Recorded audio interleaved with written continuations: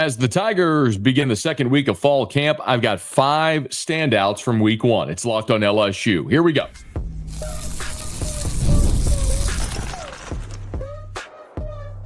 You are Locked on LSU, your daily podcast on the LSU Tigers. Part of the Locked On Podcast Network, your team every day. Okay, let's get it. It is Locked on LSU, your team every day. I'm your host, Matt Moscona. Thanks so much for making us your first listen.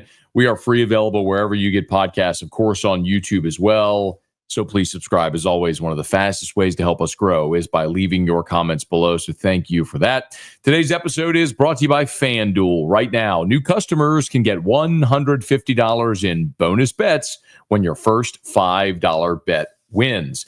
Tigers had a recovery day on Thursday. They're back on the practice field on Friday. A good opportunity for us to pause and assess the first 7 days, the first week of fall camp for LSU. And I've got 5 standouts. Now, of those 7 practices, the media were allowed to watch 5 of the 7.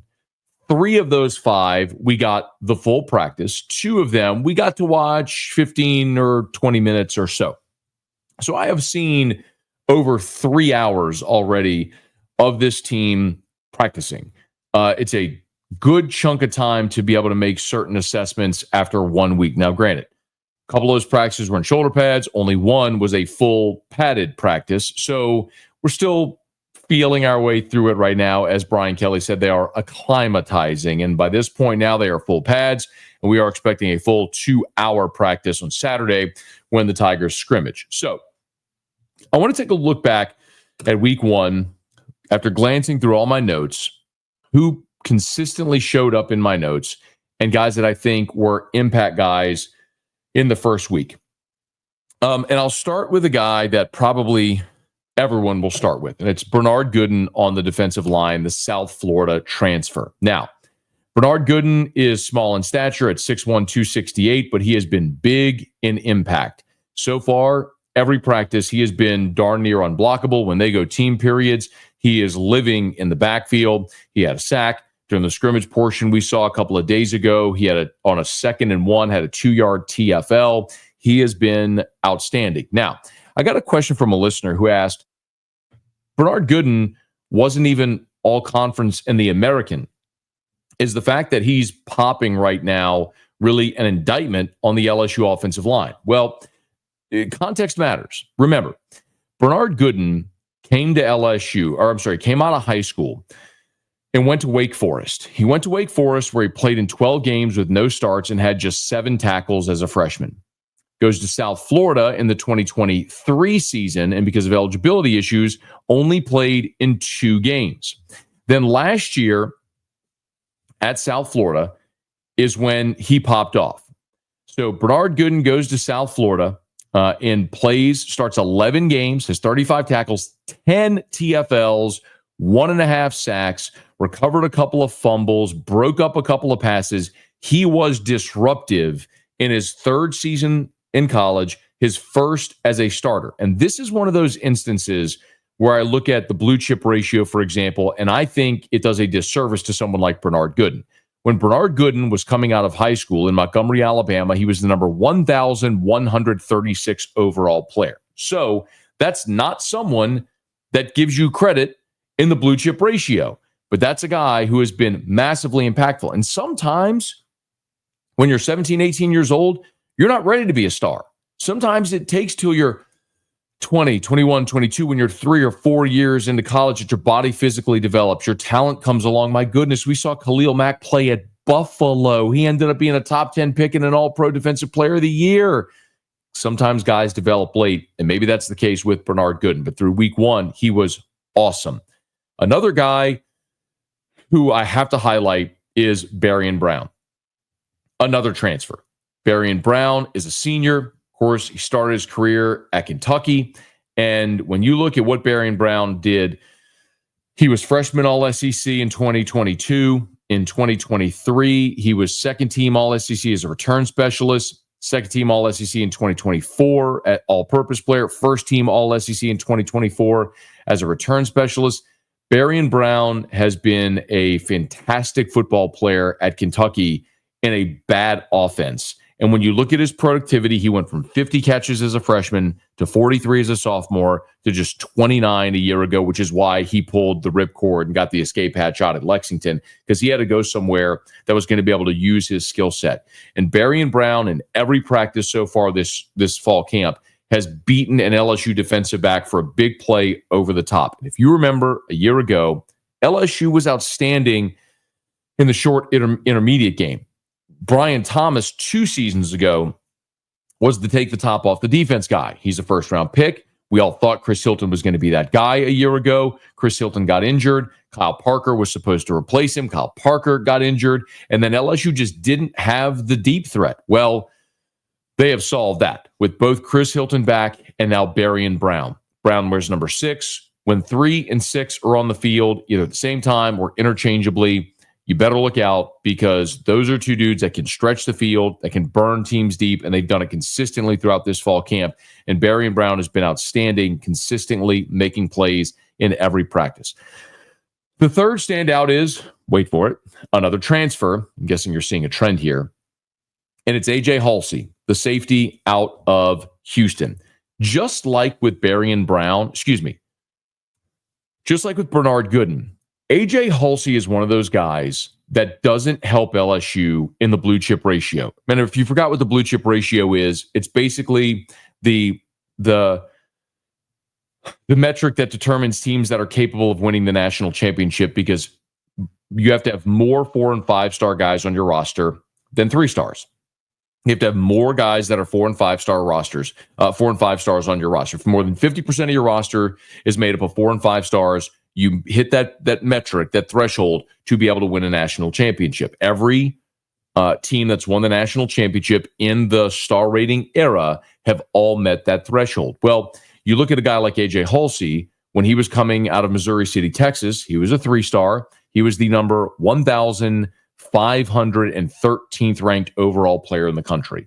So that's not someone that helps you in the blue chip ratio. But he goes to New Mexico as a freshman, starts, transfers to Houston, starts for 2 years, first team all Big 12 a season ago, leads the conference in interceptions a year ago. Over the course of his career in 3 seasons, he has 259 tackles. He's played in 36 games with 33 starts. And remember, because he was a spring portal addition, he did not go through spring football at LSU.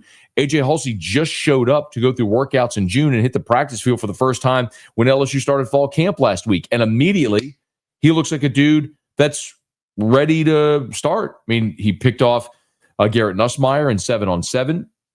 He had a beautiful TFL fill in the hole on Caleb Jackson during the scrimmage earlier this week. He's a guy that can help you in run support, knows his way around the defensive secondary. LSU safety play a year ago was as bad as I have ever seen it at LSU. And they went to address it in the portal, adding Tamarcus Cooley and A.J. Haulcy. And to think that Haulcy has looked this good in week 1, how much better will it look over the next 3 weeks of fall camp? And then actually once you get into the season and start playing games for real. This is a veteran player who has 36 games played, 33 starts, was all conference in a Power 4 league a year ago, and has immediately made LSU better in one of their worst positions on the field a season ago. Those are my first 3. Bernard Gooden, Barion Brown, A.J. Haulcy. I'll give you my next 2 when we come back, and one of them is probably going to surprise you because it's from a position group that has been much maligned so far in fall camp. We'll get to that next. Locked on LSU, your team every day. Summer sports are in full swing, and whether you're all about baseball under the lights, golf on the green, or high-stakes soccer action, FanDuel is the best way to make every game even more exciting. You're already following the action, so why not make it a little more thrilling? With FanDuel, you can get in on the game while your friends are getting sunburned at the beach. Listen, I've been using FanDuel. Obviously, you've got preseason NFL games already starting. Made a couple of bets on the Thursday night matchups. Also, Major League Baseball had a moneyline play on the Marlins on Thursday night. Find your favorite and do it right now. Whether you're placing same-game parlays, watching a bet ride into the 9th inning, FanDuel makes it feel like you are part of the action. If you're new to FanDuel, New customers can bet just $5 and get $150 in bonus bets if your first bet wins. Open the FanDuel app today or visit FanDuel.com to get started. Okay, so we've gone through our first three standouts so far in the first week of fall camp. Bernard Gooden, the defensive tackle from South Florida, transfer. Barion Brown, the transfer receiver from Kentucky. A.J. Haulcy, the transfer safety from the University of Houston. And I'll throw another transfer in there. Braelin Moore. Now, I know what you might be thinking. Matt, you're throwing in an offensive lineman? Haven't you said all along that the defensive front has been dominating the offensive line so far in fall camp? It's been a purple wave, an avalanche falling on the offensive backfield. Yeah, I have. But I've also said, and I do believe this, whenever I go watch the one-on-one drills, the offensive line wins more than their fair share of the one-on-one drills against the defensive front. And what that tells me is there's plenty enough talent on that offensive front to be good enough. Now, when they do that pass rush drill, Braelin Moore is outstanding. One of the hardest things to do as a center is the consecutive motion, three different things in one, where you have to snap the football, get your opposite hand up, and then get your snapping hand up and engage and keep the defender off of you. While you have to snap the ball, they're going on first movement, right? It's very difficult to do. And we go watch those one-on-one drills, and Braelin Moore is outstanding. He is fantastic in pass protection at maintaining a low center of gravity, great balance, good hand placement. He is a guy you can tell has played a lot of football. You know, Braelin Moore was the best center in the transfer portal, and that's why they brought him here. He's 6'2", 300 pounds, started his career at Virginia Tech, redshirted back in 2022, played in 4 games with no starts, played in 4 games, redshirted, and then each of the last 2 seasons has been the starting center at Virginia Tech, starting 24 games over the last 2 seasons. Played in 24, started 24 of the last 2 seasons. Comes to LSU, and it was very obvious. A year ago, your offensive line was a strength, except at center. DJ Chester was playing out of position. And yes, he started 13 games, and that experience is invaluable. But the fact that you were able to bring Braelin Moore in, a guy that's got 24 career starts at a Power 4 school at center, who makes you immediately better at center, and the fact that after the very first practice, remember, the very first practice, they practiced indoors, moved it outdoors, only worked out for about an hour and 15 minutes. Brian Kelly met with us afterwards and declared Braelin Moore was his starting center. They were going to battle it out for the starting guard jobs, but Braelin Moore was the starting center. He's entrenched there. The fact that Moore has already earned their confidence as the starting center means you are starting to build this line with the most important piece, the one that touches the ball every single play, that creates the battery with the quarterback, the one that's responsible for a clean snap every play, for making all the calls. You have settled the most important position on the offensive line already, thanks to Braelin Moore, and it's a dramatic upgrade with a veteran player from where you were a year ago, and it also allows Chester to go compete in his more natural position of guard. I would be more concerned right now if they were still platooning at center, because that would have meant Braelin Moore had not been good enough yet to win that starting job. The fact that after one practice, Brian Kelly met with reporters and said, Braelin Moore is the starting center, tells you all you need to know. He dramatically upgrades LSU at a position where they were quite weak a season ago. And I understand the offensive line right now isn't playing at the level collectively that we all want them to play.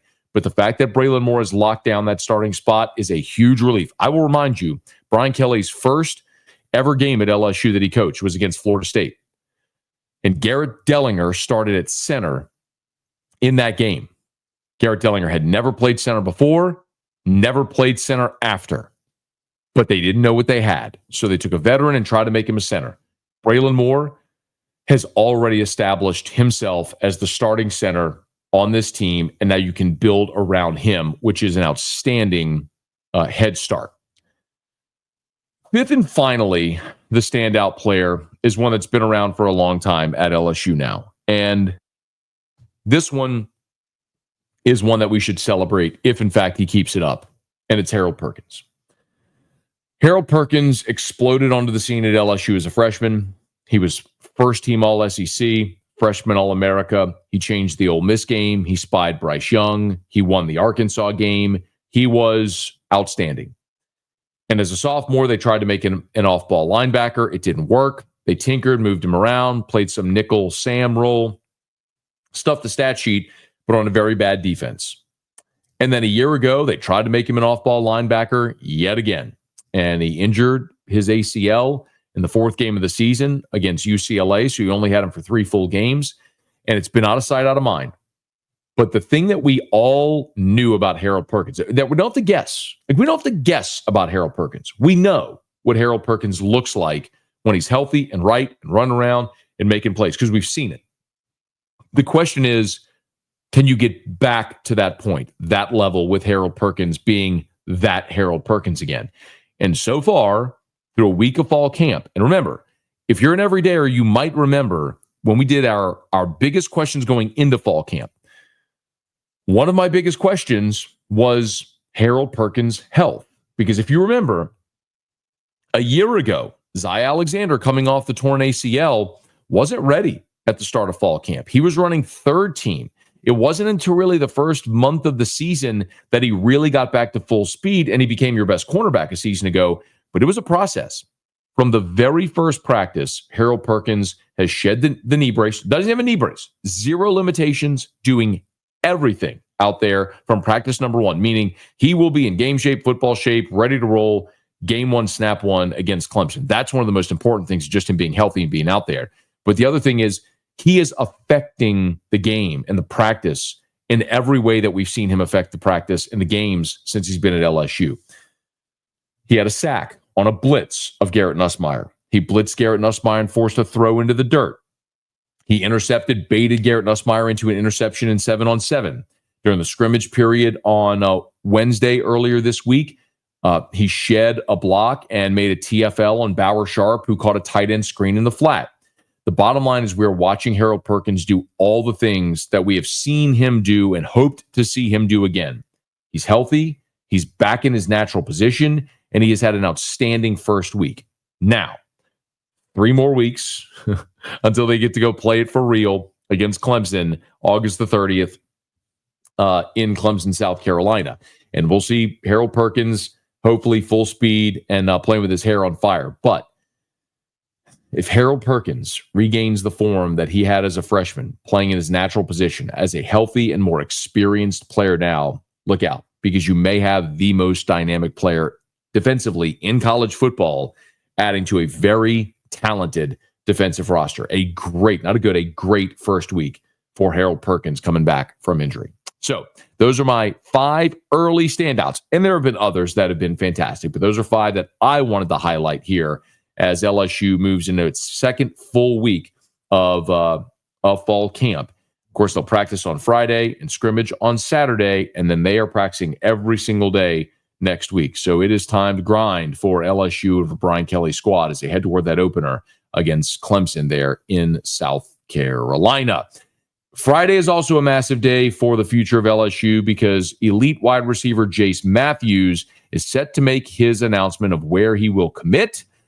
Some thoughts on that as we continue. Locked on LSU, your team every day.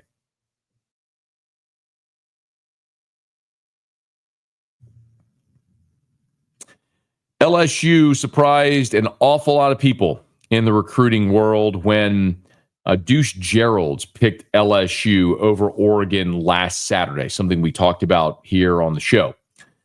And there's 2 more elite prospects that LSU is eyeballing. One is Darius Gray, 5-star, number 1 interior offensive lineman in the country. It's really an LSU South Carolina battle. He's from Virginia, but it's an LSU South Carolina battle, and he'll make his announcement at the end of August. But on Friday, Jhase Mathews is set to make his announcement. If you're not familiar, here's the bio on Jhase Mathews. 6'2", 180 pounds. He's out of Leakesville, Mississippi. So he is a Mississippi prospect. Remember, LSU already has a commitment from Tristan Keys, the number 1 wide receiver in America, 5-star, also out of the state of Mississippi. Jhase Mathews in the Rivals Industry ranking is a 4-star, the number 83 overall player in the country, and the number 9 wide receiver nationally. It's interesting because the scouting services have a massive disparity in his rankings. So Rivals, which of course On3 just bought Rivals and they've sort of assumed one another. Rivals rates Jhase Mathews number 17 in the country, not the number 17 receiver, the number 17 overall player in America and the number 2 wide receiver. 24/7 rates Mathews number 191 overall. ESPN ranks him number 234 overall. So put it all together in the composite, and he's the 9th best receiver in the country and the number 83 player nationally. So no matter what way you slice it in the composite, he's a top 100 player.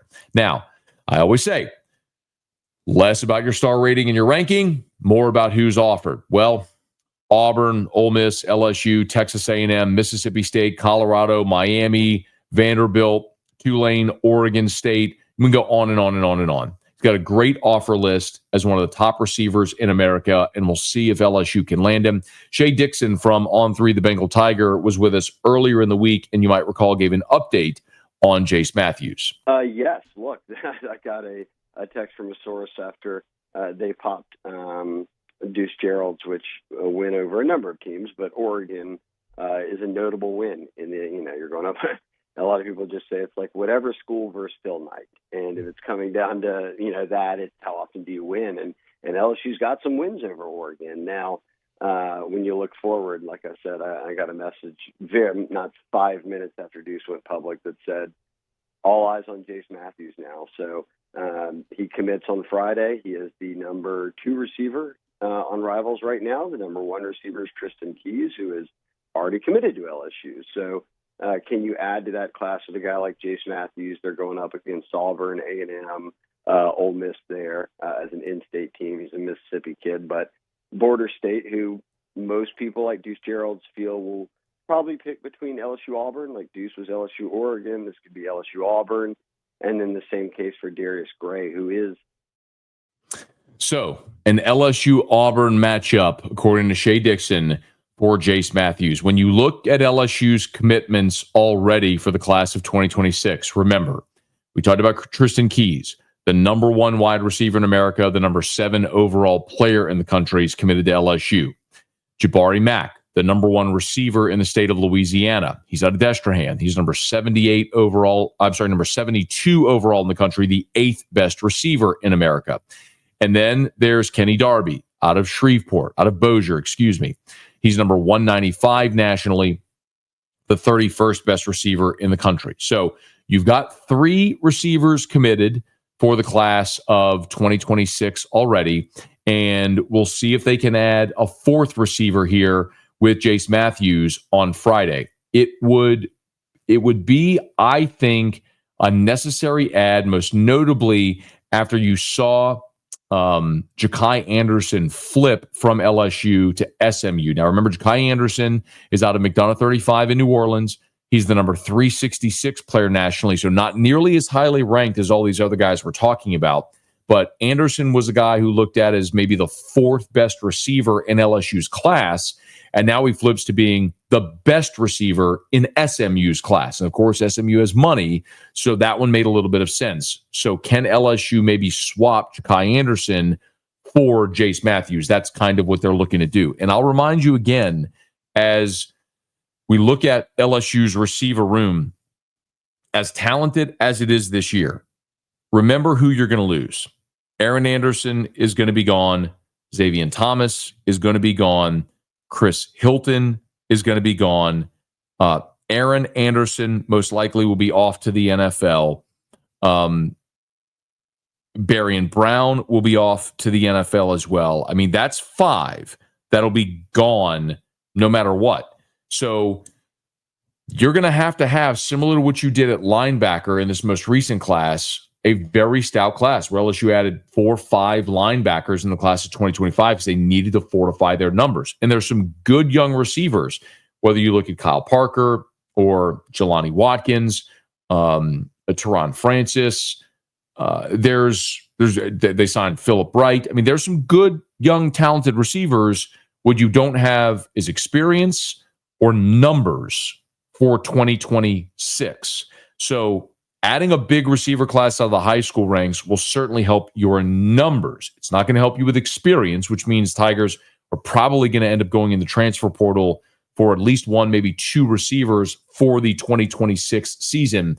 But if you can add Tristan Keys, the number 1 receiver in the country, and Jhase Mathews, who Rivals has as the number 2 receiver in the country, that'd be a huge start as you look to rebuild your receiver room after the 2025 exodus to the NFL, which is certainly going to happen after this season. Now, Tigers are back on the practice field on Friday. That practice was supposed to be open to the media. We got notification on Thursday night that Friday's practice is going to be closed. So we are not going to get to watch Friday's practice. However, we will speak to offensive coordinator Joe Sloan after practice. So whatever Joe Sloan has to say, of course, we'll reset it and hit the high points for you and be here on Locked On LSU with that update. And then Saturday is still open to LSU, to the media for the full practice on Saturday out at LSU. So, we'll have you covered all the way through fall camp, all the way along right here on Locked On LSU, where we always thank you for making us your first listen. Now, for your second listen, how about you go check out The Portal Show with Brian Smith. You can find The Portal on YouTube or wherever you listen to podcasts. Hey, speaking of podcasts, if you're listening to us on podcasts, please subscribe on your favorite podcast app. Rate us, leave a review. If you're on YouTube, please smash that like button, subscribe to the channel, and hit the bell so you're notified whenever we post a new video. And let a friend know that if they love the Tigers, we got you here every single day for Locked On LSU. It's your team every day.